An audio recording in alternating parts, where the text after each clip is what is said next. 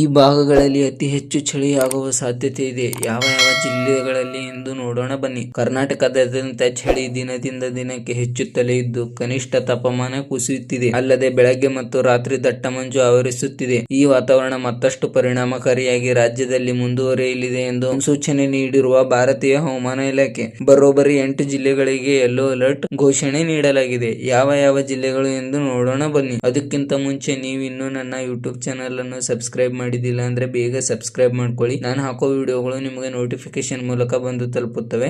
ನೋಡೋಣ ಬನ್ನಿ. ಉತ್ತರ ಕರ್ನಾಟಕ, ಬೆಳಗಾವಿ, ಧಾರವಾಡ, ಬಾಗಲಕೋಟೆ, ವಿಜಯಪುರ, ಕಲಬುರಗಿ, ರಾಯಚೂರು, ಕೊಪ್ಪಳ ಮತ್ತು ಯಾದಗಿರಿ ಜಿಲ್ಲೆಗಳಲ್ಲಿ ಶೀತ ಗಾಳಿ ಹೆಚ್ಚಾಗಲಿದೆ. ಯೆಲ್ಲೋ ಅಲರ್ಟ್ ನೀಡಲಾಗಿದೆ. ತೇವಭರಿತ ಗಾಳಿ ಬೀಸುವಿಕೆ, ವೇಗ ಪ್ರಮಾಣ ಹೆಚ್ಚಾಗಲಿದೆ. ಈ ಭಾಗದಲ್ಲಿ ಮೈಕೊರುವ ಚಳಿ, ಬೆಳಗ್ಗೆ ಅಧಿಕ ಮಂಜು ಆವರಿಸಲಾಗಿದೆ. ಕನಿಷ್ಠ ತಾಪಮಾನವು ಸಾಮಾನ್ಯಕ್ಕಿಂತ ಕುಸಿಯಲಿದೆ ಎಂದು ಹವಾಮಾನ ತಜ್ಞರು ಮುನ್ಸೂಚನೆಯಲ್ಲಿ ವರದಿ ಮಾಡಿದ್ದಾರೆ. ಆದ ಕಾರಣ ಹೊರಗಡೆ ಹೋಗುವಾಗ ಸ್ವಲ್ಪ ಜಾಗರೂಕರಾಗಿ ಓಡಾಡಬೇಕು ಎಂದು ಹವಾಮಾನ ಇಲಾಖೆಯಿಂದ ರೆಡ್ ಅಲರ್ಟ್ ಘೋಷಿಸಲಾಗಿದೆ. ಈ ತರದ ಹೆಚ್ಚಿನ ಅಪ್ಡೇಟ್ ಗಳಿಗಾಗಿ ನಮ್ಮ ಚಾನೆಲ್ ಅನ್ನು ಸಬ್ಸ್ಕ್ರೈಬ್ ಮಾಡಿ. Thank you so much. ಮತ್ತೆ ಸಿಗೋಣ ನೆಕ್ಸ್ಟ್ ವಿಡಿಯೋದಲ್ಲಿ.